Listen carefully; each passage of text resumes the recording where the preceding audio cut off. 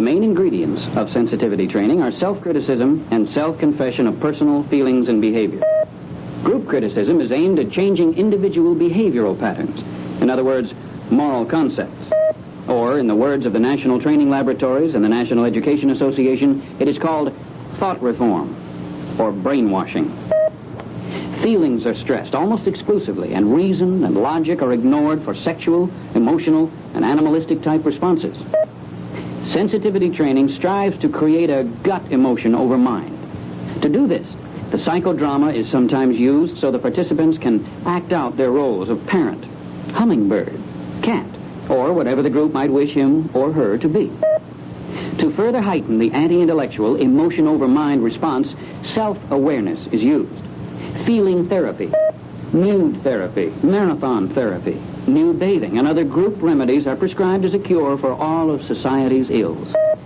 One of these emotional binges is called under the blanket, where participants are told to go under the blanket and remain quiet for 5 minutes. Then, without talking, they are to encounter one another. They are instructed to allow their desires to run rampant and let natural actions or reactions occur.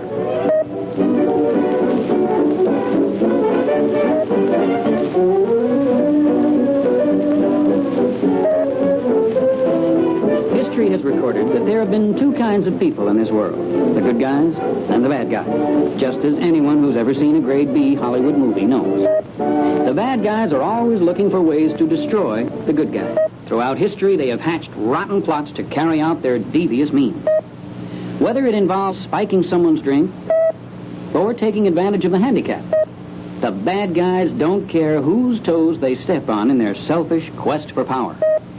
Their target always has been, and always will be, naive youth. One of the tricks the forces of evil use is called the new morality game, devised by the self-proclaimed intellectual elite. This game works by telling young people that they are the most intelligent generation in the history of mankind, thus creating a generation gap. Hypnotic music creates an atmosphere where the unwary can be tempted to indulge themselves. The most important thing is to get this generation to be pleasure seekers. The youngsters may rebel at first because of the puritanical ethic of their middle-class upbringing. But if you get them to take that first one, the rest comes easy. And for the more naive, there are those strange-smelling cigarettes from below the border. Once you've got the youngster high, they will seek these kinds of experiences at every opportunity, creating a generation which is pleasure-bent, self-indulgent, or, as Dr. Timothy Leary says, a hedonistic society. This theme being promoted as the new morality over and over in the press, in the movies, on radio, on television, is designed to place a whole generation on one big orgy. And when they've indulged themselves to capacity, the bad guys will sock it to them. This time, the villains aren't going to settle for the heroin or a mortgage on the modest cottage. They're after real money and power. How far has this devious plot gone in this country?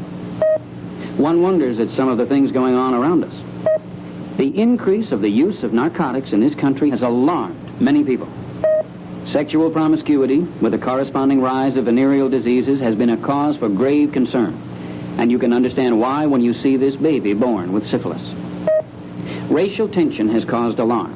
Who can forget the specter of Detroit and Watts? America is a problem-solving nation, accustomed to solving problems with immediate solutions. And the answer being presented today to all of these alarming problems facing our nation is sensitivity training. The cry comes up, is this just one more devious plot by the forces of evil to destroy good? Or is this the first step to a world of peace and utopia? Let's look at the facts. Sensitivity training has its roots in the conditioning experiments conducted by Ivan Pavlov, the Russian physiologist.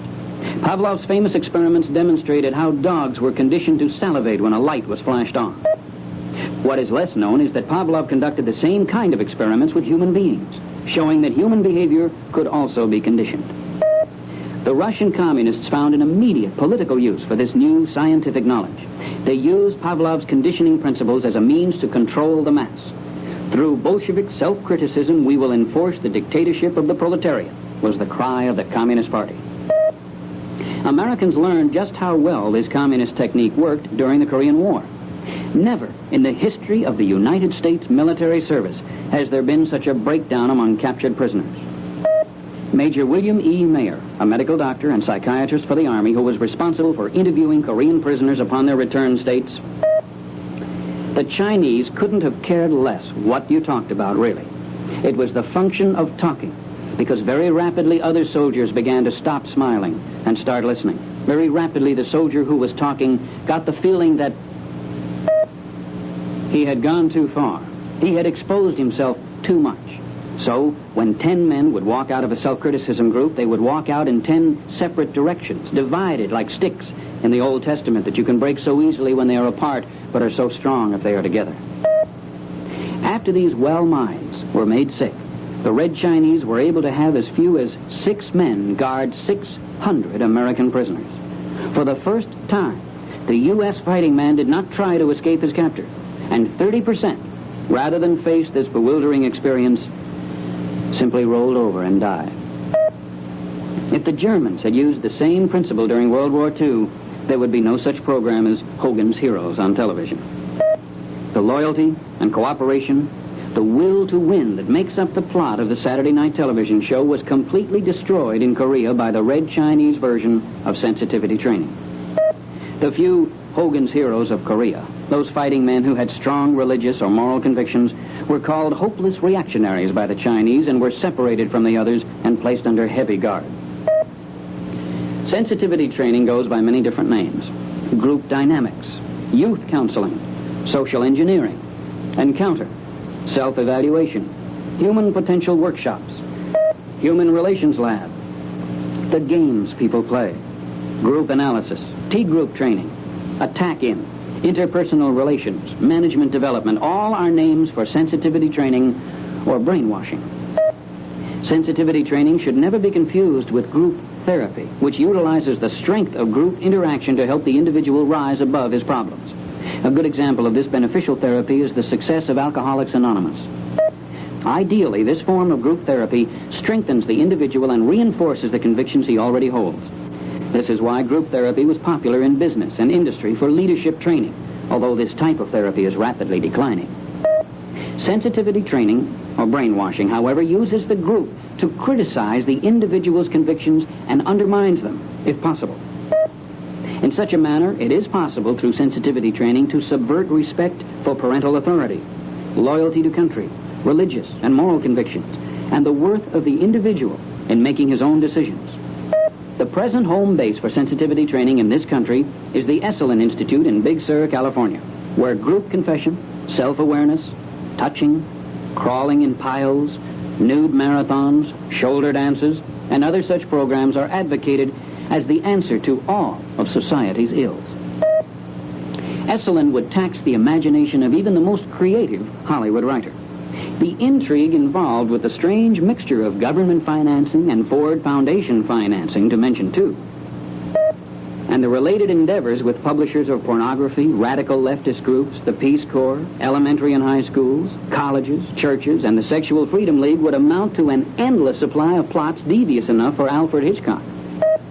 To the majority of American people, it's almost impossible to think that some behavioral scientists, psychiatrists, marriage counselors, psychologists, and clergymen really take these programs at Esalen seriously.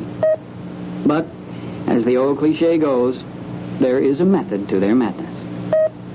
That method is to convince the naive that they are nothing more than animals, to encourage the young and gullible to be over-aware of sensual feelings, and to create an animalistic response of self-indulgence. Noted authority Dr. Hardin B. Jones, professor of physiology and medical physics at the University of California, tells us that sensitivity training leads to an animalistic mob response. Jones calls sensitivity training a powerful form of Pavlovian conditioning. Conditioning by which sexual and emotional types of response can be substituted for intellectual consideration. To understand why this is so important, let's use an example. Imagine yourself driving to work or to school. You're approaching an intersection and the light is red. Automatically, without thinking, you see the red light and your foot goes for the brake pedal. Your response is a conditioned reflex. Remember Pavlov and his dog experiments? Now, let's imagine the same situation. Only you reach the corner and the stop signal is out. You will react in one of two ways. If you're a sensible human being with the ability to reason, you would do the sensible thing. You would automatically step on the brake and come to a stop. But if you've been conditioned to have true animalistic response, you will keep your foot on the gas and try to go on through the intersection. How you respond in this situation depends on whether your subconscious alliance is to the Judeo-Christian ethic of the Ten Commandments and the Golden Rule, do unto others as you would have them do unto you, or whether you will subconsciously revert to animalistic self-indulgence and self-concern. Why is this so important? Because if you subscribe to the Golden Rule, you will stop, wait your turn, and allow one another to pass in comparative order. The traffic situation will resolve itself. But if you respond as an animal, concerned only with self, and others are the same way, you will all charge into the intersection at the same time, creating chaos. And the only thing that can clear the streets and regain order is, of course, the policeman, or the police state. We have not yet reached the point where all will be chaos when the stoplights go out. But how much longer will it be before a majority is conditioned to believe that the self should replace the almighty? Sensitivity training seeks to destroy the self-restrained individual man and replace this with the animalistic, self-indulgent response of the group. Thanks to the ability to communicate on a mass scale, fads can sweep this country at an alarming rate. And sensitivity training has been enjoying the Madison Avenue cure-all promotion that would have put medicine men to shame. Business jumped on the bandwagon to create the corporation man. But the PhDs, behavioral scientists, psychologists, and psychiatrists met their match in the profit and loss sheet. Business has taken another look at sensitivity training and all its aliases. A recent article in the Wall Street Journal bears this out with their headline, "More Harm Than Good in Sensitivity Training." One example the article brings out tells about the executive who went to Esalen on his own hook and became so deeply affected by the experience that he quit his job. For a while, he worked as a dishwasher at Esalen. The article goes on to tell about another example, subheadlined, "An Executive Breaks Down." We quote, "Now and then, a participant in sensitivity training will crack under the barrage of personal criticism and analysis. One big company in the Midwest stopped all sensitivity training after a vice president suffered a total breakdown during a session and had to enter a mental hospital. Fear of damage to the mental health of employees has taken other firms out of sensitivity training. Sensitivity, regardless of its obvious danger, is being promoted as the immediate solution to the alarming drug problem in the United States.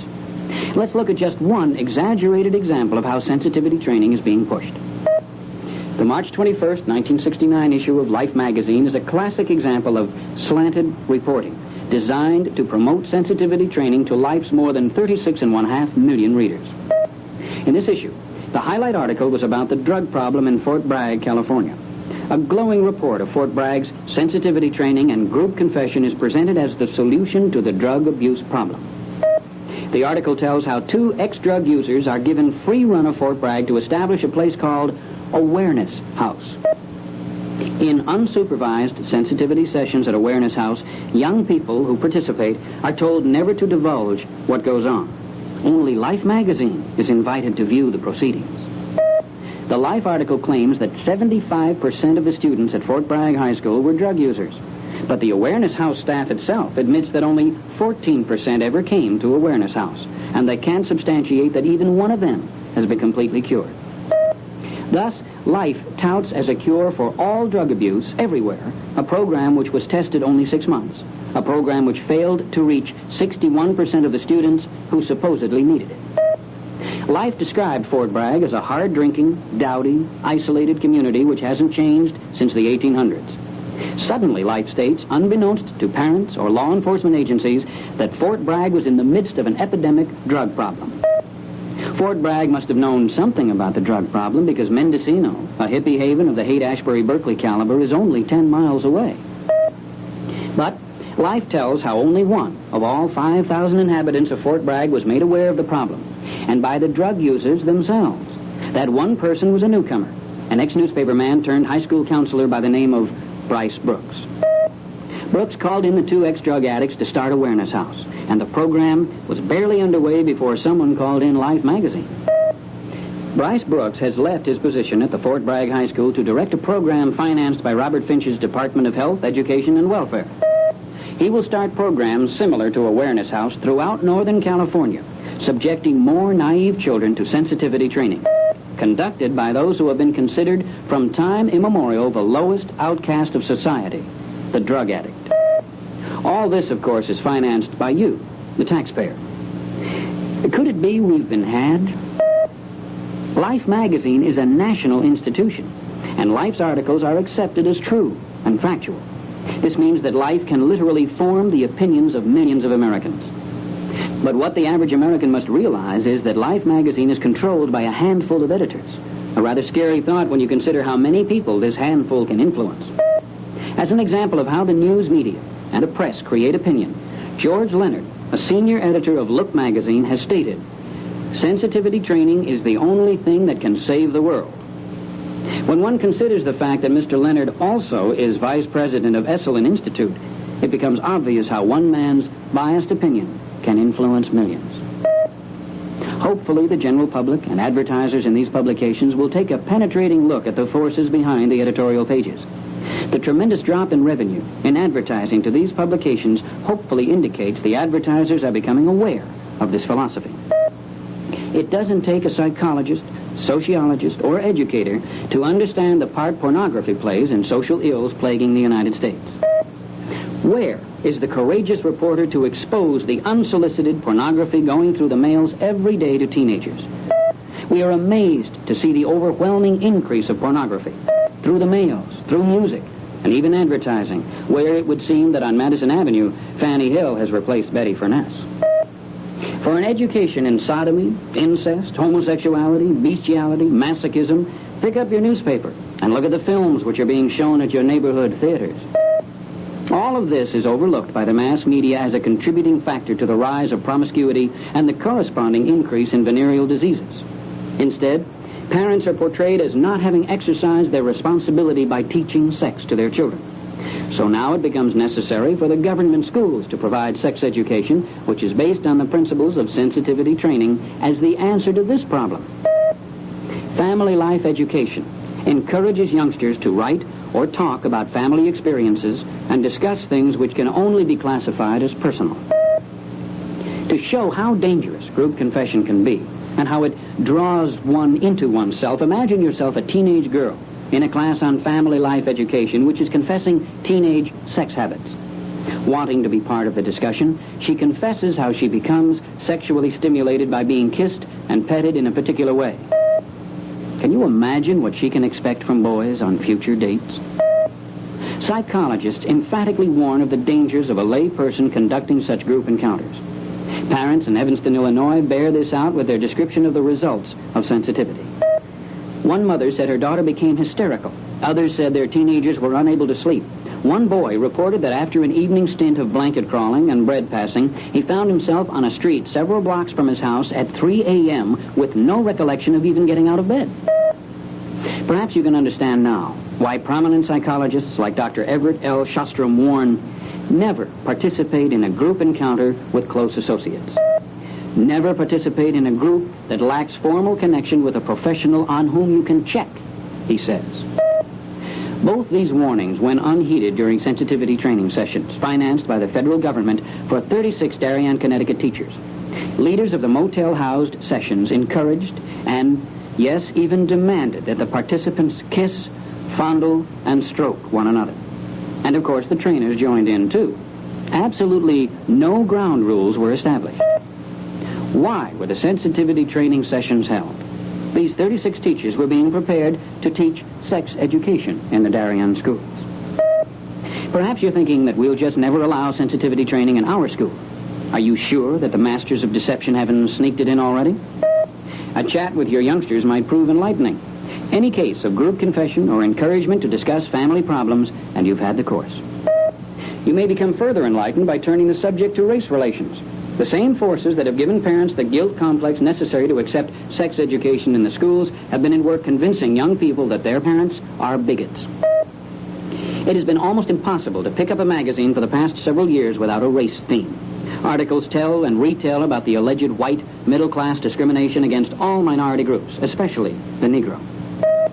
Television has made household words of Rat Brown, Stokely Carmichael, Eldridge Cleaver, and has almost conferred sainthood upon Martin Luther King.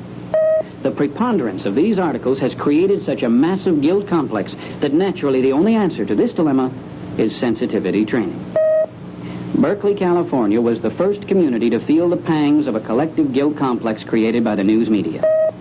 Here we see a wildly enthusiastic crowd of 10,000 whose guilt complex had led them into almost a masochistic frenzy to the point where, when Stokely Carmichael tells them how he is going to burn down white America, you can almost hear the masochistic screams of ecstasy, "Hit me again, Stokely."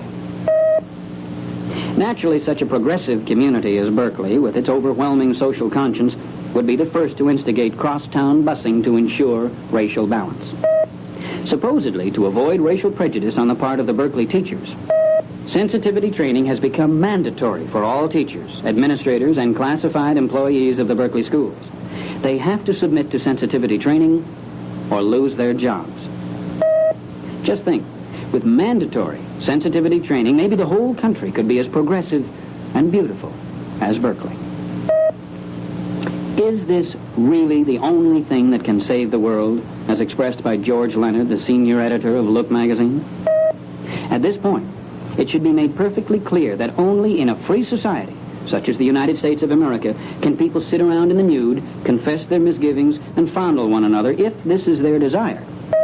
They can call it sensitivity training or anything else that happens to pop into their perverted minds. As long as they don't force their will on others, we as Americans have no argument with them. However, we do take issue with the small group of self-proclaimed intellectual elite who, it would appear, feel they alone are capable of guiding the destiny of the American people. A classic example of this is Otis Chandler, publisher of the Los Angeles Times, who in a meeting of stockholders of the Times Mirror made the following statement.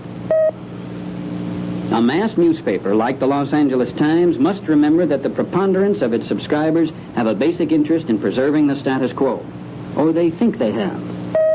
A mass newspaper, then, once it has begun slowly to grasp the dimensions of the problems of its society, can begin slowly to document them, to fulfill one of its primary purposes, which is to educate. I think this is the most difficult of all our roles, to educate, because more often than not, we will be attempting it against the will of our subscribers. If his subscribers are so stupid they have to be educated, how can they be considered smart enough to purchase the products advertised in Mr. Chandler's newspaper? Every day of our lives, we Americans are encountering a form of sensitivity training or education. To understand this, think of yourself watching the news on television with your family or friends. Now consider the news commentator your group leader. He and his staff alone control what you will see from a single day's news events, and you are subject to his interpretation of these events. You are experiencing a form of coercive persuasion.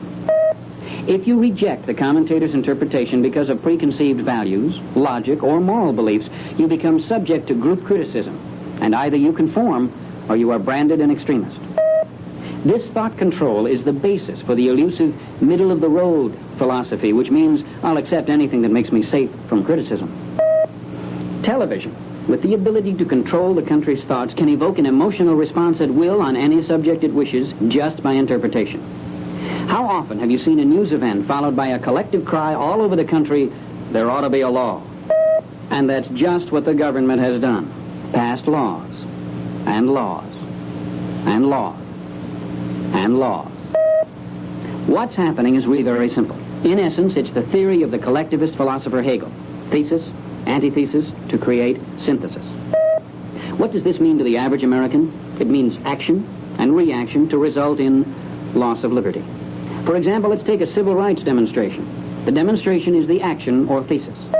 The outrage and indignation of the general public is the reaction or antithesis.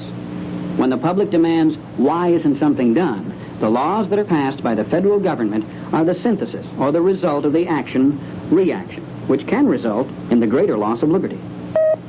For another example, let's take the problem of sexual promiscuity and venereal disease, which is the action. The concerned parent seeking an immediate solution reacts like most Americans and is convinced that sex education in the school is necessary to solve these problems. The result is the federal government dictating the morals of our youth. The ultimate result is that the parent relinquishes his responsibility to nurture the moral principles which are the prerequisite of a free society. The state can now legally dictate morals, a prime requirement for a totalitarian state. What about drugs? This creates the action. The reaction you've already seen. A blind acceptance of sensitivity training sessions conducted by ex-drug addicts. The result? The ability of government exploiters through sensitivity training for ultimate thought control of the mass. It's certainly no secret that the pills the youngsters are using come from Mexico, that the marijuana they're smoking comes in from Mexico, and that heroin, too, is coming in from Mexico. It would seem logical to cut off aid to Mexico until they clean up this mess, or subject people to search at the border, in the same fashion we do with people coming in from overseas. Instead, our president is now proposing a law which gives government the power to break into your house in the middle of the night, if they like, without a warrant. Student rebellions probably serve as the best example of action-reaction. If you talk with the radical students, they will tell you that they are rebelling against the establishment and that they are rebelling for freedom. In reality, they are creating an emotional reaction by the general public which demands federal laws to control the rebellious students. So these campus dissidents are destroying the very thing the students are trying to gain. The ironic factor is that many of these radical student leaders are self-confessed communists, and communism is the greatest living example of the totalitarian state the world has ever known. But for some reason, this double standard is swept under the table by the communications media, who wear flak jackets and helmets to cover the activities of the love children. The most obvious example of action-reaction is an assassination, the action. The reaction is there ought to be a law. This results in a proposed solution of registration and final confiscation of all firearms in the United States. These things have little meaning by themselves, but put them all together, and they represent the makings of a total state, or a totalitarian state. The difference between our country and Nazi Germany, Communist Russia, or whatever these totalitarian states want to call themselves is simple. It is a matter of laws. The totalitarian state has thousands of laws to enforce the golden rule. Do unto others as you would have them do unto you. Our country has very few laws because our country was founded on the Judeo-Christian ethic, in God we trust, not in man we trust. Our forefathers designed a constitution based on individual self-restraint and based on the premise that government is to serve the people. Government powers were limited to protect the people from having evil men gain control of our nation by creating a strong central government. 2/3 of the world today is ruled by a handful of men who use two simple methods to keep the masses in line: fear and force. The force is justified by laws and works very simply. Step out of line and you are shot. Fear is less obvious. It is accomplished by sensitivity training, defined here by collectivist Harry Overstreet. It is perfect because the individual has no real life outside the several collectives to which he belongs.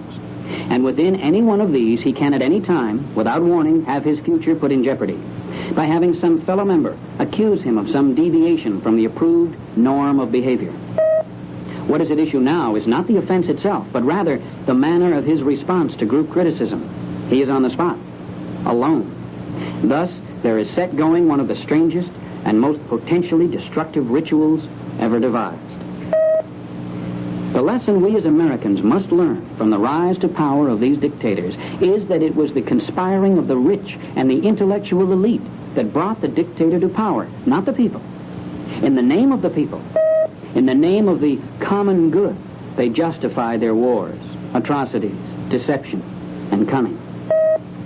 Today, in this country, we are being told we have a sick, bigoted, over-materialistic society, and that for the common good, the government must take on the responsibility to feed the poor, eliminate discrimination, educate the children on sex, ensure housing for minorities, regulate finance, provide medical care, finance sensitivity training, all in the name of the common good. Not too many years ago, a madman in Germany wrote a book called Mein Kampf, in which he told the world how, through the use of psychopolitics, now called sensitivity training, he could capture the minds of a generation of German youth, and with them, conquer the world. Nobody took him seriously. How many people today take seriously the anti-religious, humanistic forces at work in this country promoting sensitivity training?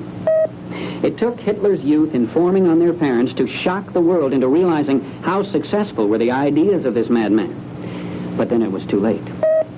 If the forces of evil are successful in this country, this child may never know freedom, may never know individualism. She may be in constant conflict with those who love and care for her. This child can be the tool to bring radical change to our form of government, to our family structure. Our Supreme Court has made it illegal to pray in the classroom. Rather, our young people are being educated about sex without morality, reaching for sensation without responsibility, so that when chaos is created by a handful of militants, they will react like animals. Or, if you will, when the stoplight goes out, it will be every man for himself. And out of the chaos that is created, the only thing that will restore order will be the inevitable police state.